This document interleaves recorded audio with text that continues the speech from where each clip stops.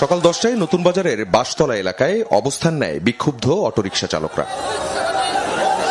আমি দুইটা রিক্সা নামাইয়া আমি ভিক্ষা থেকে বিরত। এটা কি সরকার চায় না?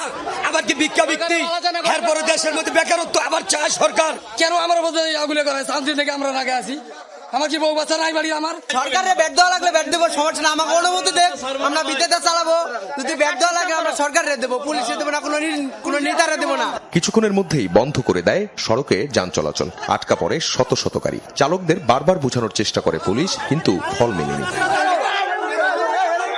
এখন যদি রাস্তা আটকান, এটা তো সমাধান হবে না।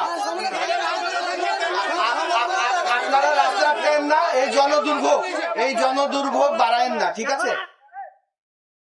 এর আগেই রামপুরা বাজার এলাকায় অবস্থান নেয় অটোরিকশা চালকরা। প্রায় 1 ঘন্টা রাস্তা আটকে রাখে তারা। জ্যাম সারানোর জন্যই মূলত এই উদ্যোগ, যাতে করে এগুলো আস্তে আস্তে কমিয়ে আনা যায় আর কি। এটার জন্য যত তারা বুঝতে পারে নাই, তারা মনে করছে যে এগুলো বন্ধ করে দেওয়া বা উঠায় নেওয়া।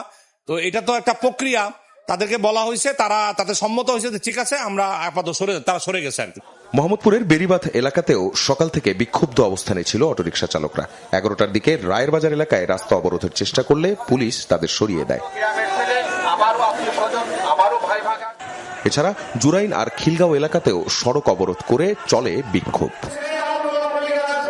দুদিন এমন অবরোধের পর দুপুরে সড়ক পরিবহন ও সেতুমন্ত্রী ওবায়দুল কাদের জানান, মন্ত্রিসভার বৈঠকে প্রধানমন্ত্রী শেখ হাসিনা ব্যাটারি চালিত রিকশা চলাচলের অনুমতি দিয়েছেন।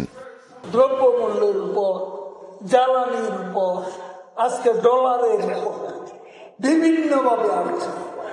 এইসব কথা বিবেচনা করে নেত্রী সিটি এলাকা ব্যাটারি চালিত গাড়ি বন্ধের যে নির্দেশ, সেটা পরিবর্তন করে চালু রাখার তিনি নির্দেশ